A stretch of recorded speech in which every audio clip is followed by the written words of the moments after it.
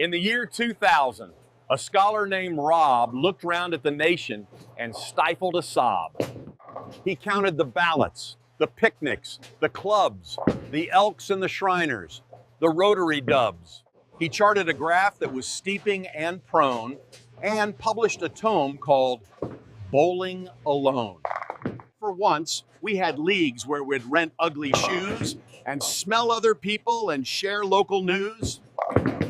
We'd high-five a neighbor we didn't quite like and buy him a beer if he rolled us a strike.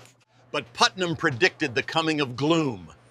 We'd trade the town hall for the living room. He warned of the silence, the civic decay, but Rob, oh dear Rob, didn't see how we'd play. He thought we'd just sit in a sad, quiet zone. He didn't foresee that we'd hold a smartphone. Fast forward the tape to the year 26, where the kids have evolved a new social matrix. They don't go to bowling, the lighting is bad, and renting a lane makes you look like your dad. Instead, there's a practice, efficient and hot, a cultural trend that they call the bed rot. Statistics suggest, and it's truly obscure, they spend 20 days in a mattress contour. Pillows for walls and a duvet for skin, they doom scroll TikTok to see who will win. I can't go to parties, says Kaylee, 19. My social anxiety's bursting my spleen. Besides, if I leave, then my mom's Life 360 will track where I go, and that's terribly risky. The ring cam will catch me, the neighbors will spy. It's safer to stay here and watch the days die. They chat with their friends, but their faces are mute, typing LOL in a silent dispute. Why go to a bar and risk awkward rejection when an AI companion offers perfection? My girlfriend is software, says Chad with a shrug. She doesn't need dinner, she doesn't need hugs. She lives in the cloud, and she is tender and true, and she never asks me to meet with her crew. The millennials enter with backs that are sore, and they wanted a house, but they rented a floor. They're tired, so tired of hustle and grind, so isolation is a choice, and it's kind. The greatest relief that a millennial knows is the text saying, hey, look, the wind really blows. Let's reschedule drinks for a time far away, and they sink to the couch shouting, joy! Oh, hooray! JOMO, they call it, the joy of missing out, a victory lap for the lazy and stout. They used to have dinner with table and chairs, now girl dinner trends, eating cheese in their lairs. I'd have people over, says Jen, 34, but I'd have to clean up the pile on the floor. And cooking is scary, and talking is hard, and who can afford a house with a yard? So they work from their kitchens in sweatpants and Zoom, turning bedrooms to offices, offices to tombs. They haven't seen coworkers' legs in a year, just torsos and heads that dissolve/reappear. Now look to the elders, the graying Gen X, who view all this rotting as complex effects. They grew up as latchkeys, alone in the dark, without supervision in house or in park. They train for this solitude, hone the technique, and they don't need a human to get through the week. I'm fine, says a Xer, organizing a drawer. I've sorted my cutlery, then sorted some more. A true isolationist habit, it's said, sorting forks by their weight when you're messed in the head.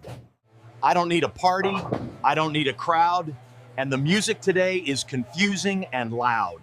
They wear their detachment like grunge-era flannel while surfing the streams of the Roku channel. They're the sandwich group, squeezed by the old and the young, so silence to them is a song to be sung.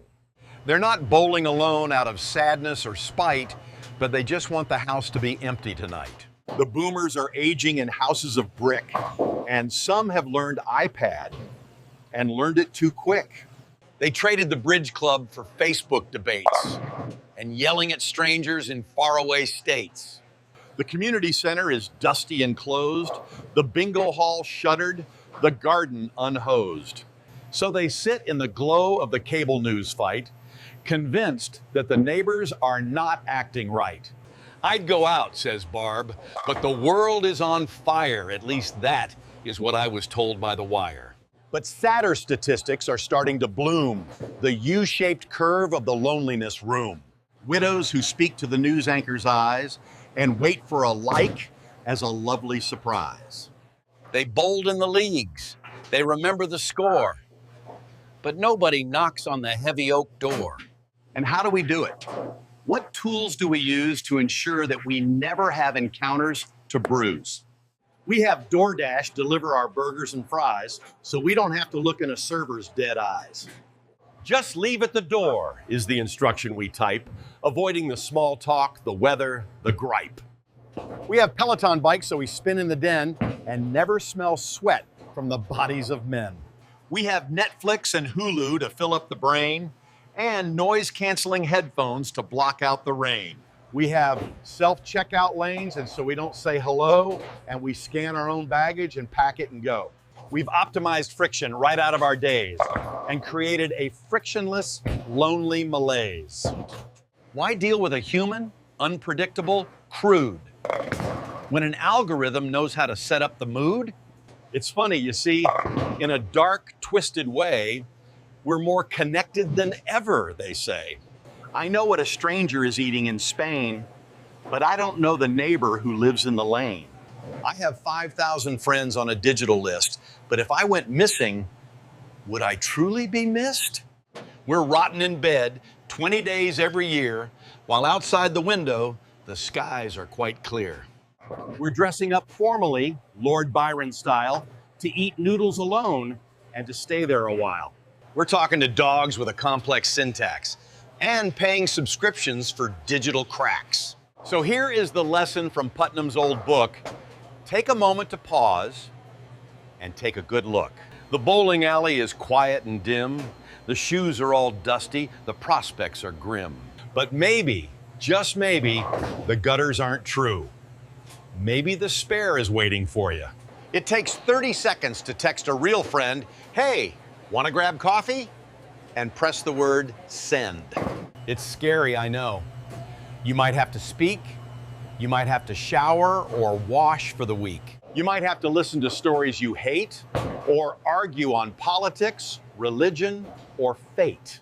But surely it's better than rotting in sheets or scrolling through endless and lifeless tweets. So put down the phone and unlock the front door and go find a human to be with once more. Go join a league or a club or a crew before you turn into a statue of you. Because bowling alone might be fine for a frame, but bowling together is the point of the game.